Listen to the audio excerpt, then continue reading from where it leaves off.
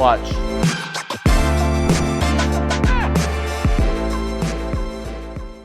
As you've seen on the last video, we were working on the Sport Diff Delete on Jay's S6, but we were not actually able to code it out on his.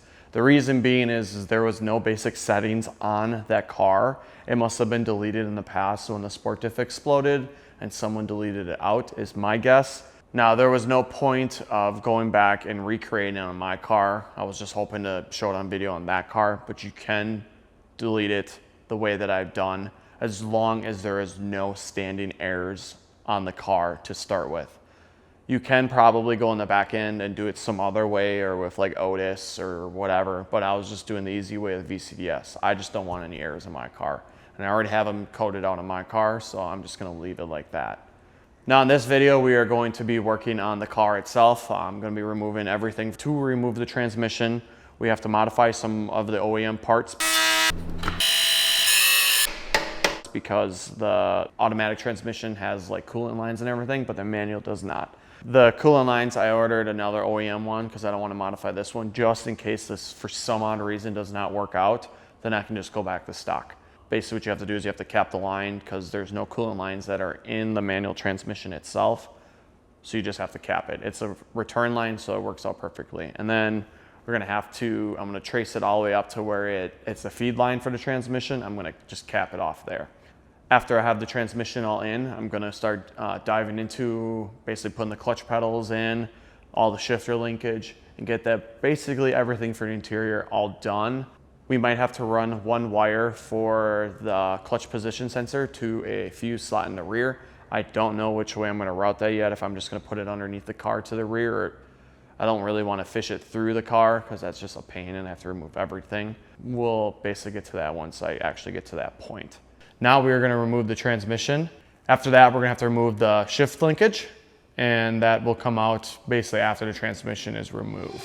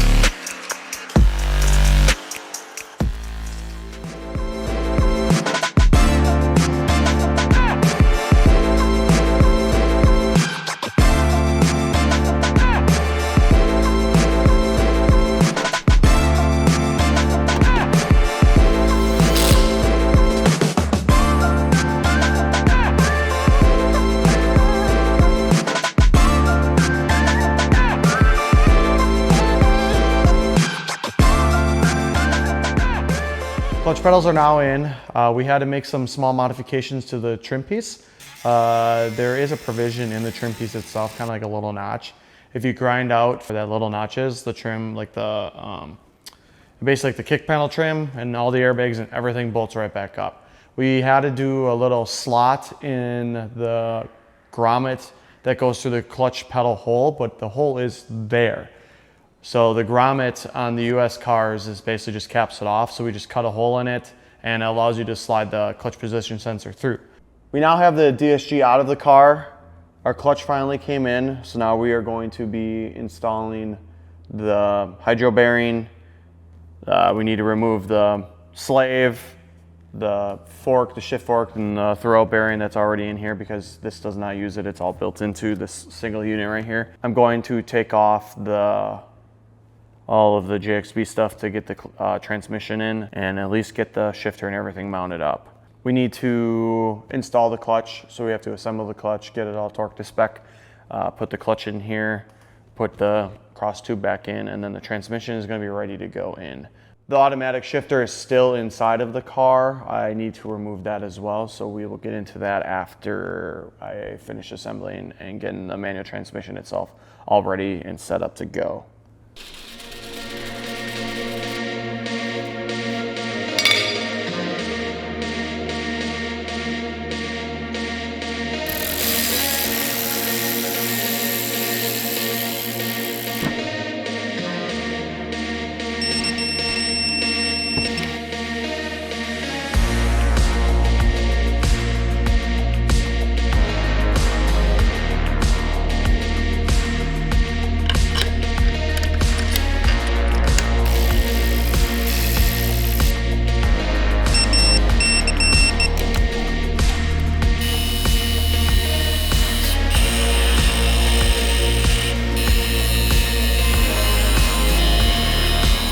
We had to cut a notch inside the transmission bell housing where around the starter goes.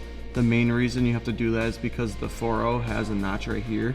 So when the transmission goes on, it will hit this, pretty much hit this lip right here and up here, and not allow you to fully bolt the transmission up to the 4-liter, and that's really the only modification you need to make to the transmission to bolt it up.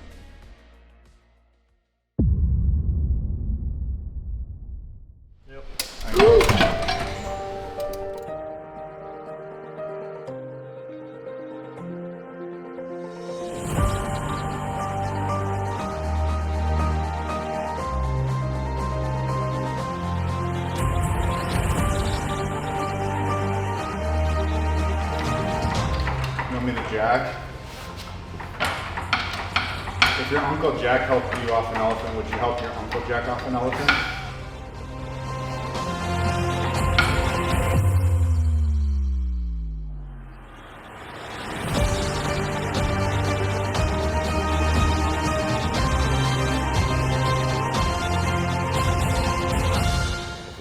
Yep, it's in.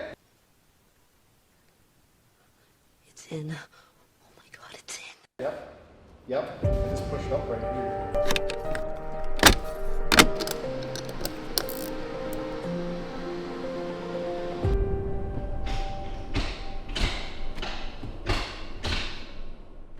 The transmission is in, the pedals are in, the OEM shifter is uninstalled, the shifter is installed, axles are all bolted in, they bolt right up, the axle shields are bolted in, they bolt right up. So you can basically just get a whole S4 donor car and bolt everything into this car. It just bolts up. The transmission cradle on the bottom bolts right in. I'm going to be putting in we have a B8 transmission inserts, which you can get in off of our website.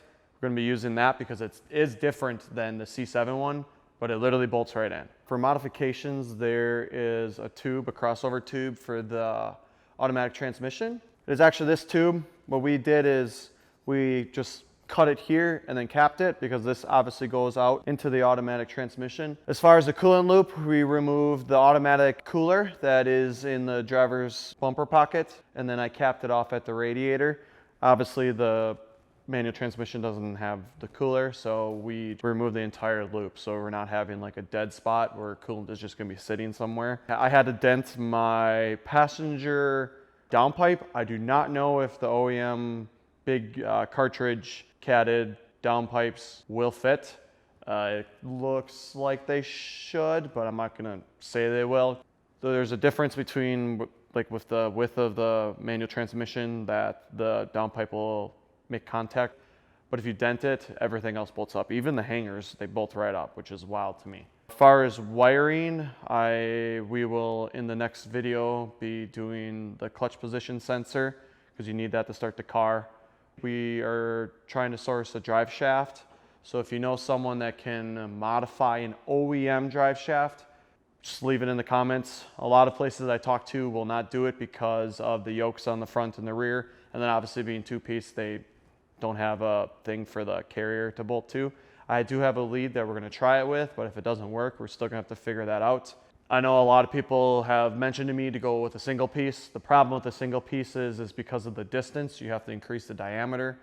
And majority of the single piece drive shafts, they are like 3.5 inches, but that will hit the floor, like the tub of the floor. There is a dent for the OEM one, but that is still bigger than the tail section of the OEM drive shaft. I did figure out that the A8L drive shaft is the correct length, but the carrier is 8 inches forward than what is on a C7. So that will not actually work because there's no real way to do a standoff for the carrier using OEM mounting, especially if 8 inches. I mean, that's a lot. So you want to have that rigid and just being a standoff, unless you weld on the tub of the car, which I really didn't want to do. I just wanted to be all bolt in, using all the OEM locations. Otherwise, I have to pull the entire interior off, then weld on the tub and all this other stuff, which I didn't want to do unless it was a last resort. In the next video, we're going to be doing the wiring. I'm going to put the non-sport diff differential in. We have axles. Hopefully the drive shaft will be sorted out and installed. If it isn't, we're still gonna start the car because it can obviously still start, it just won't have the drive shaft. The wiring should hopefully be getting the tune all done because we are gonna be putting on the neutral safety switch to start the car. I'm just waiting on my tuner to update all the maps so everything is in neutral. We're obviously gonna have a lot more errors than what I had previously before I took the transmission completely out. We unplugged obviously like the coolant pump and stuff. So that is gonna have to be turned off, otherwise the car supposedly will go in limp mode. So we wanna make sure none of that happens. There will be a bunch of errors that we still gotta source and figure out just because the ECU does not have the coding for some of the deletes.